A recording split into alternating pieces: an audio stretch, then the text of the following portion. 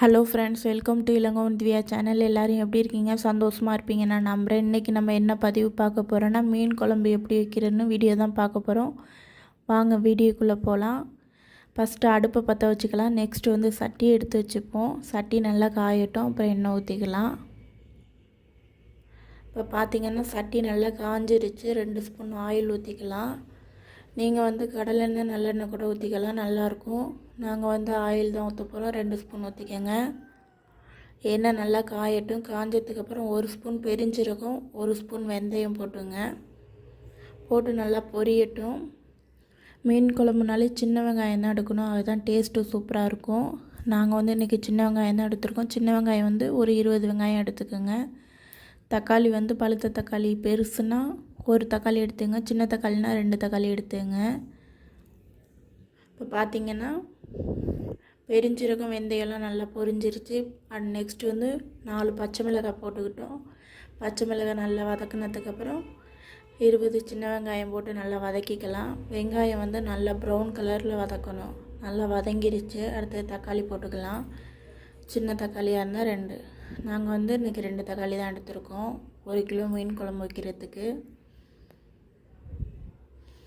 எப்போதுமே தக்காளி சட்னை வதங்குறதுக்கு வந்து 1 ஸ்பூன் கல் உப்பு போட்டுங்க, சட்னை வதங்கிடும்.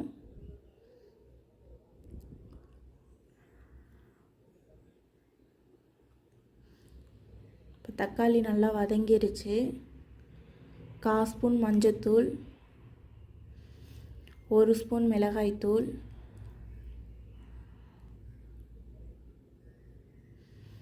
எங்கள் வீட்டில் எல்லாருமே உரப்பு தும்பாங்க, அதனால் இன்னொரு ஸ்பூன் போட்டுக்கலாம். 2 ஸ்பூன் மிளகாய்த்தூள், குழம்பு மிளகாய்த்தூள் வந்து 1/2 ஸ்பூன் போட்டுக்கலாம். போட்டு நல்லா வதக்கிப்போம்.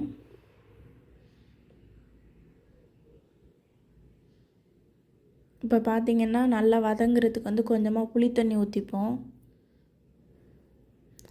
புளி தண்ணி ஊற்றி நல்லா பச்சை வாடை போகிற அளவுக்கு நல்லா வதக்கிக்கணும் அந்த மசாலா பொருட்கள்லாம். அப்போ தான் பச்சை வாடை அடிக்காமல் இருக்கும். குழம்பு சட்னை வச்சு முடிச்சிடலாம். அந்த மசாலா பொருட்கள்லாம் நல்லா எண்ணெய் திரிஞ்சு வர்ற அளவுக்கு வதக்கிப்போம். நெக்ஸ்ட்டு அதுக்காட்டியுமே தேங்காய் உடச்சிக்கலாம் குழம்புக்கு. நாங்கள் வந்து 1/2 மூடி தேங்காய் தான் எடுத்துருக்கோம் குழம்புக்கு. எடுத்து திருவிக்கலாம். திருவிட்டு தேங்காவுக்கு வந்து 1/2 ஸ்பூன் பெருஞ்சீரகம் போட்டு அரைச்சோன்னா நல்லா டேஸ்ட்டாக இருக்கும் குழம்புக்கு.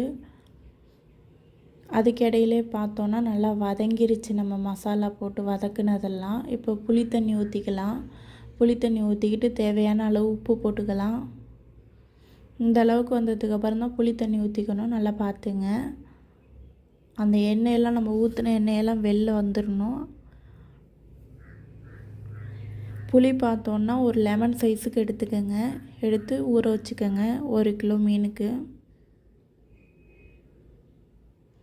இப்போ குழம்பு நல்லா கொதிக்கட்டும், மூடி வச்சுப்போம். மீன் குழம்புனாலே மாங்காய் போட்டால் தான் டேஸ்ட்டாக இருக்கும். மாங்காய் நம்ம போட்டுப்போம். குழம்பு நல்லா கொதிக்கட்டும். கொதிச்சதுக்கப்புறம் மாங்காய் போட்டுக்கலாம். இப்போ பார்த்திங்கன்னா தெரியும், தேங்காய் 1/2 மூடி தேங்காய், 1/2 ஸ்பூன் பெருஞ்சீரகம் தான். இப்போ நல்லா அரைச்சாச்சு பாருங்கள். குழம்பு நல்லா சுண்டி வரட்டும், அப்போ ஊற்றினா போதும். இப்போ பாருங்கள் குழம்பு நல்லா சுண்டி வந்துருச்சு. தேங்காய் ஊற்றிக்கலாம். ஊற்றி ஒரு 5 நிமிஷம் நல்லா கொதிக்கட்டும். நெக்ஸ்ட்டு மாங்காய் போட்டுக்கலாம். மாங்காய் போட்டு 5 நிமிஷம் வெந்ததுக்கப்புறம் மீனை போட்டு குழம்பு இறக்கிடலாம்.